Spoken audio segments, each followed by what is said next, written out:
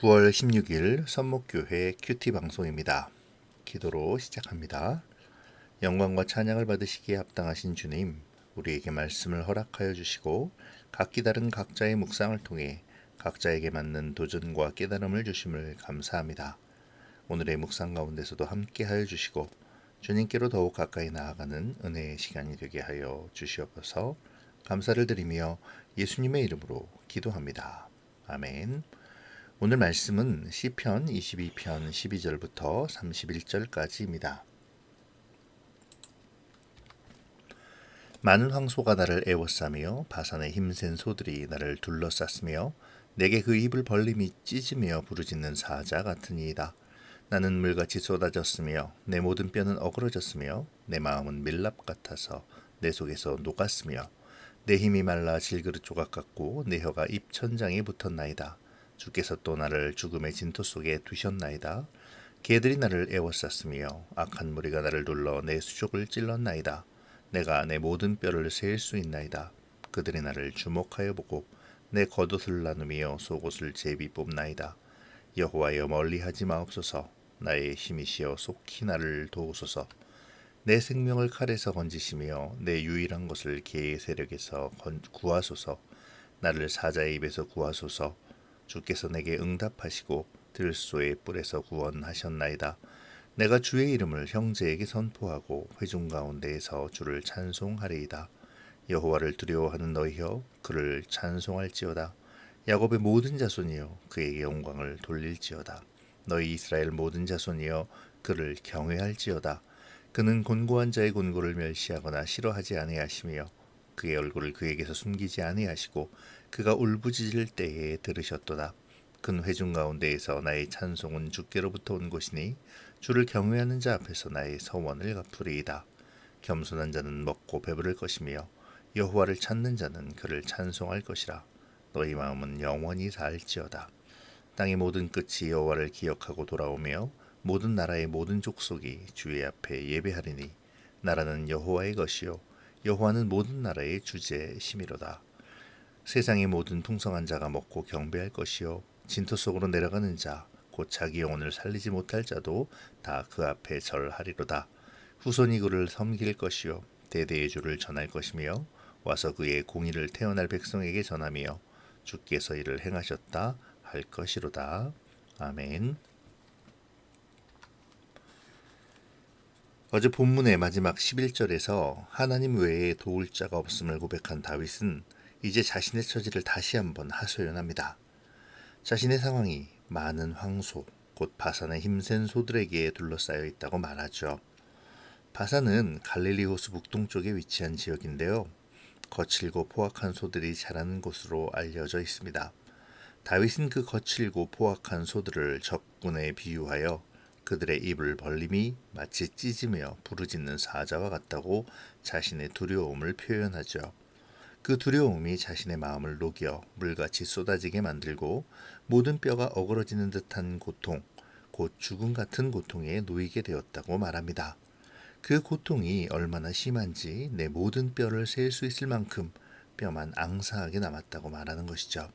악한 자들이 자신의 겉옷을 나누고 속옷을 제비 뽑을 만큼 자신이 수치에 놓였다고 절규합니다. 사실 다윗의 실제로 이런 일을 겪는 모습은 성경에 나오지 않습니다. 다만 이렇게 비유될 정도로 자신의 처지가 어렵다라는 것을 토로하고 있는 것이죠. 하지만 예수님은 실제로 이 일을 겪으셨죠.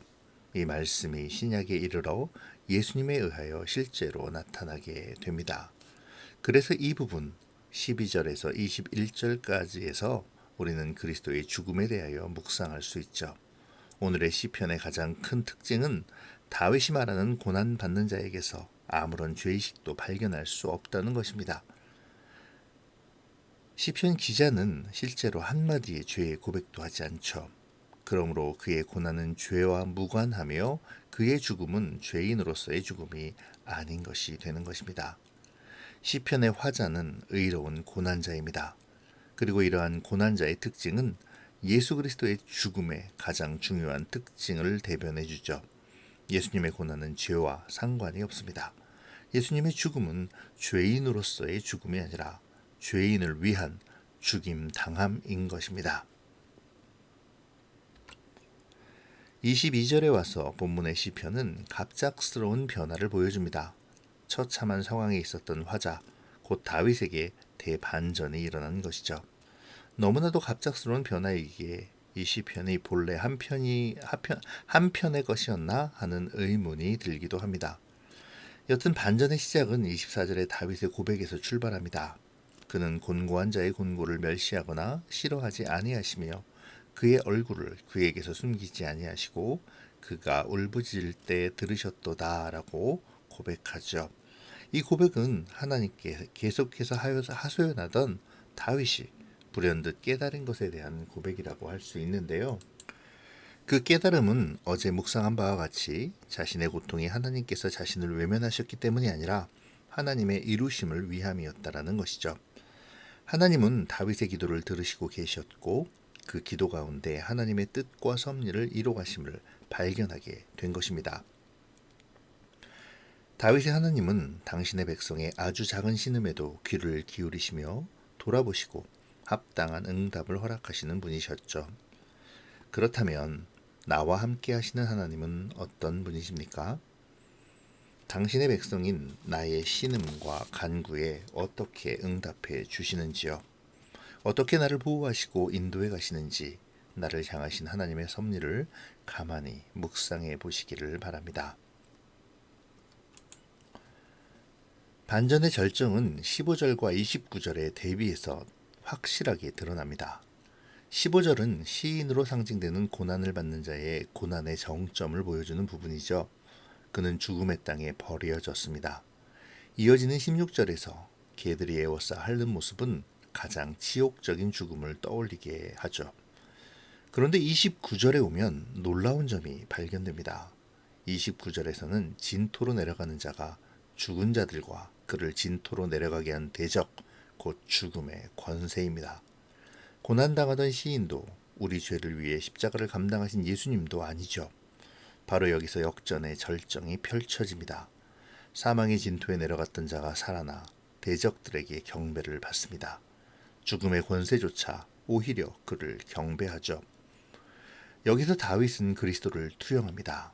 그렇기에 오늘의 본문은 다윗의 이야기라기보다는 그리스도를 향한 예언의 말씀이라 할 수 있는 것이죠. 그러한 맥락에서 26절의 다윗의 고백은 더 다르게 우리에게 다가옵니다. 겸손한 자는 먹고 배부를 것이며 여호와를 찾는 자는 그를 찬송할 것이라. 너희 마음은 영원히 살지어다. 여기서 겸손한 자와 여호와를 찾는 자란 다 같이 경건한 신자를 가리킵니다. 그들은 먹고 배부를 것이며 영원히 살게 되겠죠. 하나님이 주시는 위로와 기쁨으로 만족하며 영원히 복된 영적 생명의 풍족을 누리게 될 것입니다. 어제와 오늘의 본문인 시편 22편은 다윗이 하나님께 버림받음과 같은 처절한 상황에 있었을지라도 하나님을 바라보므로 찬양을 올려드림을 보여줍니다. 또한 함께 투영되는 메시아, 곧 예수님의 죽음의 고통을 통해 이루시는 하나님의 구원을 바라보게 하죠. 하나님의 이루심에 있어서 사람들의 조롱과 겁박은 아무런 역할도 하지 못했습니다. 그리스도의 십자가의 구속의 사역은 기필코 이루어졌으며 그 구원의 역사는 오늘날 우리에게 은혜로 임하였지요. 다윗도 마찬가지입니다. 비록 그는 원수에게 둘러싸여 있으나 하나님은 그를 버리지 않으십니다. 그를 위한 구원의 방편을 만들어 놓으시고 그를 인도하시죠. 하나님의 침묵 속에 그는 더욱 하나님을 찾고 의지하며 하나님 앞으로 나아갑니다. 여기서 우리가 주목해야 할 것은 20절인데요. 다윗은 하나님을 찾고 의지하며 자신의 생명을 칼에서 건지시고 유일한 것을 개의 세력에서 구하소서라고 간구하죠. 우리가 이 간구를 주목해야 할 이유는 생명과 유일한 것을 주님께 의탁하고 있기 때문입니다. 사실 20절에서 생명과 유일한 것이라는 그 사실은 같은 것을 의미합니다. 바로 영혼이죠. 그는 그의 영혼을 하나님께 의탁하며 자신의 유일한 모든 것임을 밝히고 있는 것입니다. 오늘 우리는 어떠합니까? 우리의 유일한 모든 것을 주님께 맞추고 의탁하고 있습니까? 고난에서 벗어나기를 소망하며 실상 나의 영혼은 나의 유일한 모든 것은 하나님을 멀리하며 두려움과 타협하고 있지는 않는지요. 거듭되는 말씀이지만 우리는 이미 승리하신 그리스도로 말미암아 승리를 얻은 사람들입니다. 원수가 아무리 우리를 애워싼다 해도 우리 앞에 고난이 펼쳐진다 해도 우리는 인도하시는 하나님의 뜻을 바라며 응답하시는 하나님을 바라보아야 합니다. 설사 침묵하신다 할지라도 주님과 동행하기를 멈추지 말아야 하죠. 오늘 본문은 메시아의 이야기가 확실하게 투영되어 말씀 속에서 그리스도를 발견하기가 어렵지 않았습니다. 오늘 본문의 전반부에 해당하는 11절에서 21절까지에서는 메시아의 고난과 죽음이 담겨 있으며 22절부터 31절까지는 메시아의 승리가 담겨 있습니다. 그런 맥락에서 오늘 말씀을 통해 메시아의 고난의 모습 속에서 우리의 죄악과 회개를, 메시아의 승리의 모습 속에서는 우리가 가져야 할 소망에 대하여 깊이 묵상해 보시면 좋겠습니다. 예언의 성취로서의 그리스도를 생각하시며 반드시 이루어질 그리스도의 구원과 재림의 약속을 기억하며 오늘의 고난을 이겨나가는 우리가 되어지기를 소망합니다. 이 시간 이후에 각각의 묵상 위에 주님께서 함께 하시기를 축복합니다. 기도로 마치겠습니다. 좋으신 하나님, 오늘도 묵상의 자리로 우리를 이끄심을 감사드립니다. 오늘의 묵상 속에서 그리스도 예수의 고난과 대속을 바라봅니다. 처절한 십자가의 고통이었지만 하나님의 인도하심에 순종하시며 궁극적으로 구원을 이루시기 위해 모든 것을 참으신 주님의 은혜를 배우기를 소원합니다. 또한 다윗의 고난 속에서 주님을 신뢰하는 모습을 바라보며 나의 믿음이 고난 속에서 더욱 빛나는 믿음이 되어지기를 소망합니다. 어둠 속에서도 인도하시는 주님을 신뢰하게 하시고 고난 가운데에서 이루시는 주의 역사를 바라보게 하시옵소서. 오늘도 주의 신실하신 은혜를 소망하오며 예수님의 이름으로 기도합니다. 아멘.